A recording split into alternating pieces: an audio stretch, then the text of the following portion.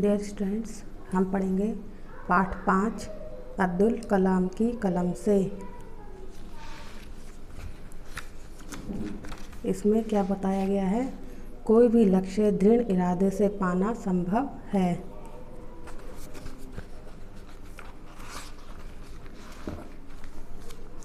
इसमें आत्मकथा है। ये अब्दुल कलाम भारत के राष्ट्रपति रहे हैं।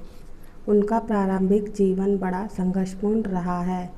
यहाँ वे अपने बारे में आपको कुछ महत्वपूर्ण बातें बता रहे हैं, यानी वे अपने जीवन के बारे में सब कुछ बता रहे हैं। मैं यह बहुत गर्व के साथ तो नहीं कह सकता कि मेरा जीवन किसी के लिए आदर्श बन सकता है, लेकिन जिस तरह मेरी नियति ने आकार ग्रहण किया, उससे किसी गरीब बच्चे को सांत्वना अवश्य मिलेगी जो किसी छोटी सुविधाहीन सामाजिक स्थिति में जी रहा हो। यानी अब्दुल कलाम कह रहे हैं कि मैं गर्व से तो नहीं कह सकता कि मेरे जीवन का कोई भी आदर्श बन सकता है, लेकिन जिस प्रकार मेरी नियति ने यानी मेरे जीवन ने जिस प्रकार आकार ग्रहण किया, उससे किसी गरीब बच्चे को सांत्वना जरूर मिलेगी, यानी उसको मेरी ये बात अच्छी समझ में आएगी। शायद मेरी कहानी उसे निराशा की भावना से मुक्त करने में सहायक हो। यानी कोई अपने जीवन से निराश हो जाता है तो वो कह रहे हैं कि शायद वो उस भावना से उसे मुक्ति मिले। बच्चों, 15 अक्टूबर 1931 में मेरा जन्म हुआ था तमिलनाडु के रामेश्वर में। मेरे गांव का नाम था धनुषकोडी।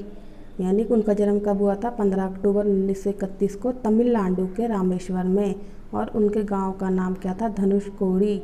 मेरे पिता का नाम जैनुलब्दीन और माता का नाम आशिमा था। मेरा पूरा नाम अब्दुल पाकिर जैनुलब्दीन अब्दुल कलाम है। मेरे पिता नावें बनाते थे, यानी नाव बनाते थे उनके पिता, और मछुआरों को किराए पर देते थे।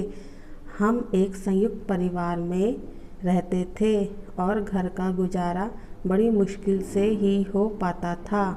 मेरे पिताजी की लगन, उनके ऊंचे विचारों और उनकी कर्मठता ने मुझे प्रारंभ से ही अत्यधिक प्रभावित किया।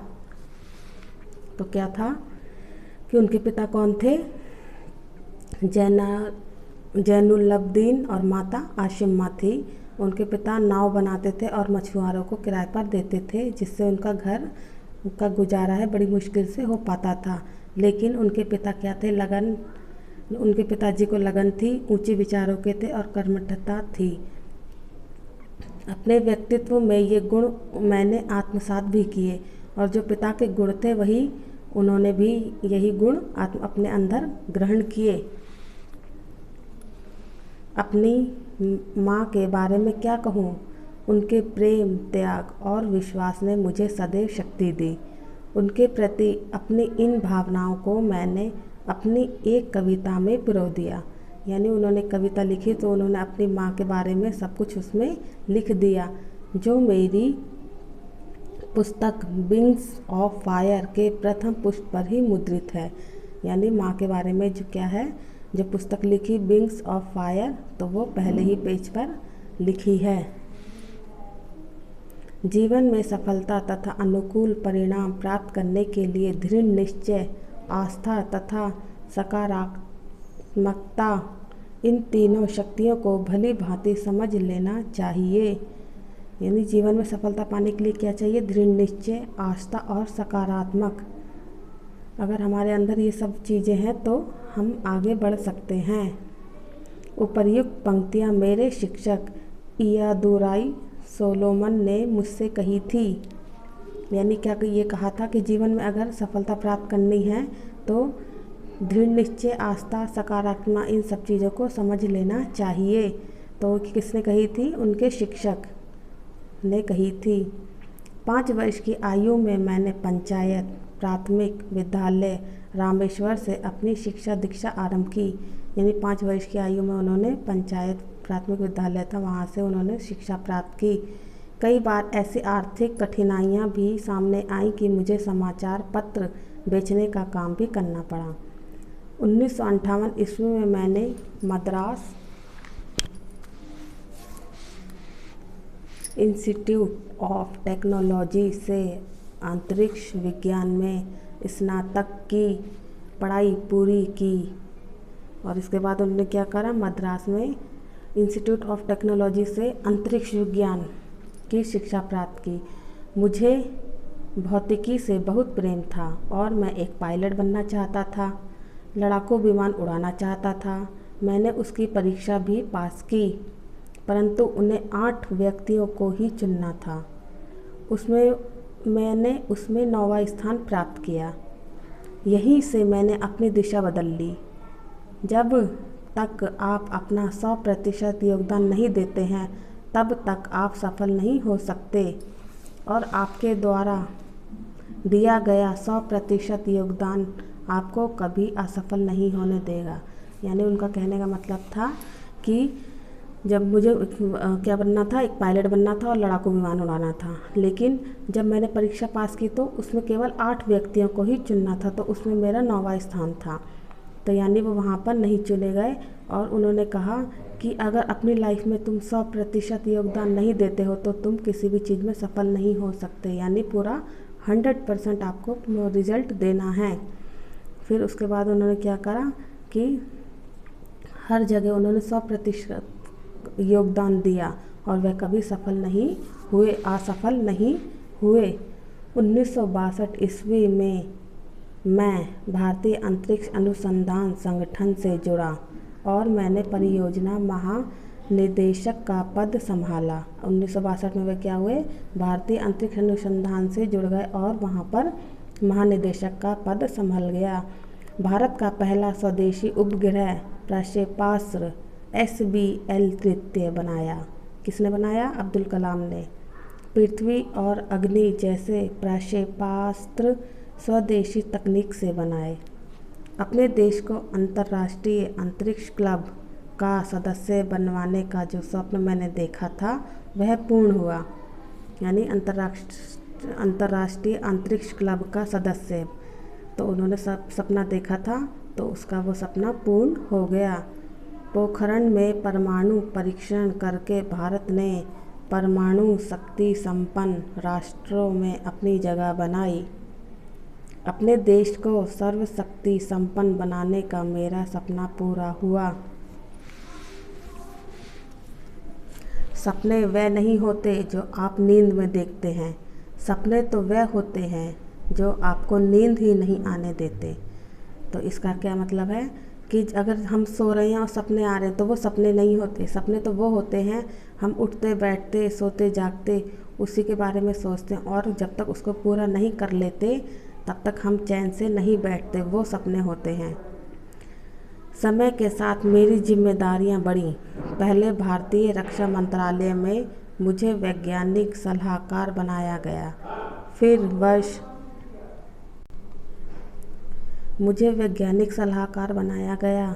फिर वर्ष 2002 में देश के 11वें राष्ट्रपति के रूप में चुने जाने का मुझे सौभाग्य प्राप्त हुआ। यानी 2002 में क्या हुआ, वह राष्ट्रपति चुने गए।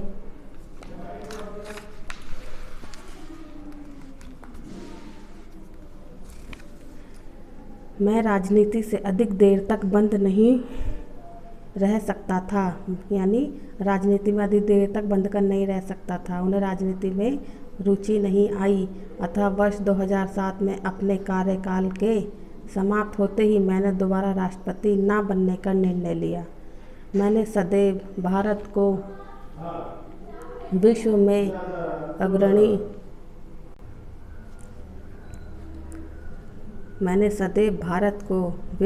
अग्रणी बनाने का स्वप्न देखा था और इसके लिए मैं सदैव दृढ़ प्रतिज्ञ भी रहा। यानी 2007 में उन्होंने कार्यकाल समाप्त होते ही दोबारा राष्ट्रपति नहीं बने और देश को हमेशा आगे बढ़ाने के लिए यानी नंबर 1 पे रखने के लिए दृढ़ प्रतिज्ञ भी रहा। आपको पता होना चाहिए कि आत्मसम्मान हमेशा आत्मनिर्भरता के साथ जुड़ा होता है। मैं भारत को हमेशा आत्मनिर्भर देखने का इच्छुक रहा हूँ। आज हम शक्ति संपन्न हैं तो लोग हमें गीदड़ भभकियाँ देकर डरा नहीं सकते। हमारी ठोस उपलब्धियाँ ही हमारी पहचान है। इसीलिए जो हमें चाहिए उसके लिए प्रतीक्षा मत करो, संघर्ष करो, क्योंकि प्रतीक्षा करने वालों को तो उतना ही हिस्सा मिलता है जितना हिस्सा संघर्ष करने वाले छोड़ देते हैं। तो उन्होंने क्या बोला कि अगर कोई चीज़ तुम्हें चाहिए या उपलब्धि चाहिए तो उसकी प्रतीक्षा नहीं करो, केवल संघर्ष करो।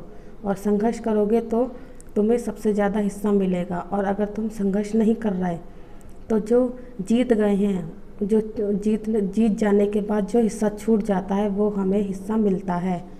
अगर आप पढ़ाई करने में कमज़ोर हो अथवा लोग ऐसा समझते हैं तो भी हार ना मानो, हर तरह से प्रयास करो।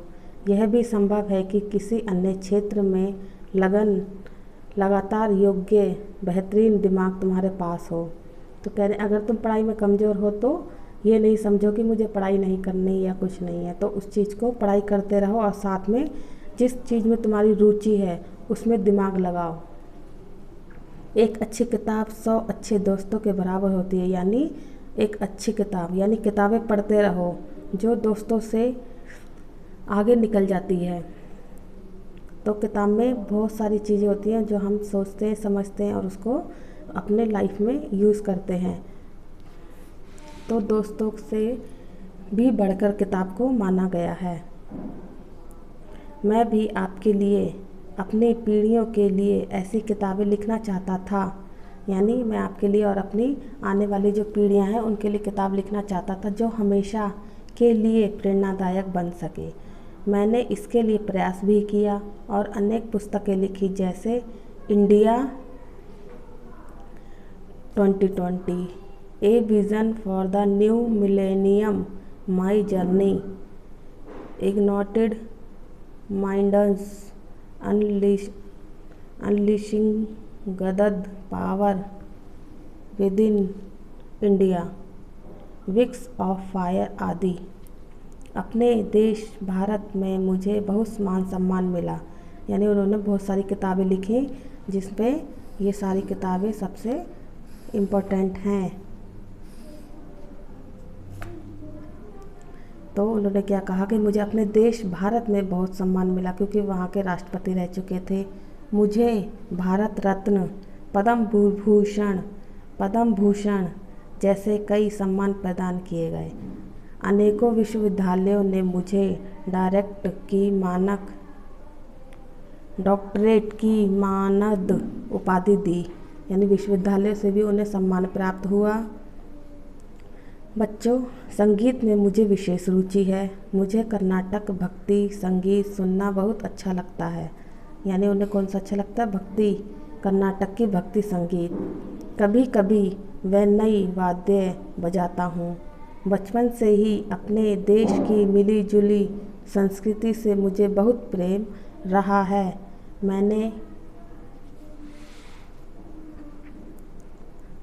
मैंने गीता का अध्ययन मनन पूरे मनोयोग से किया।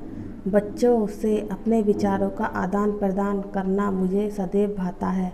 यानी उन्हें बच्चे भी अच्छे लगते हैं, उनसे बातचीत करना उन्हें अच्छा लगता है। गीता का अध्ययन भी पूरा कर लिया उन्होंने।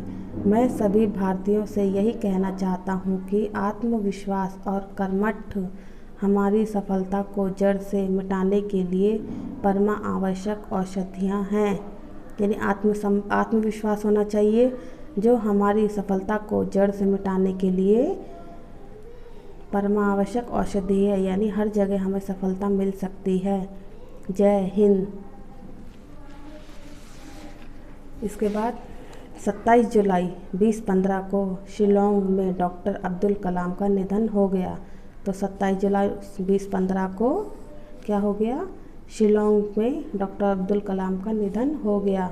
उस समय वह भारतीय प्रबंधन संस्थान शिलोंग में एक व्याख्यान दे रहे थे।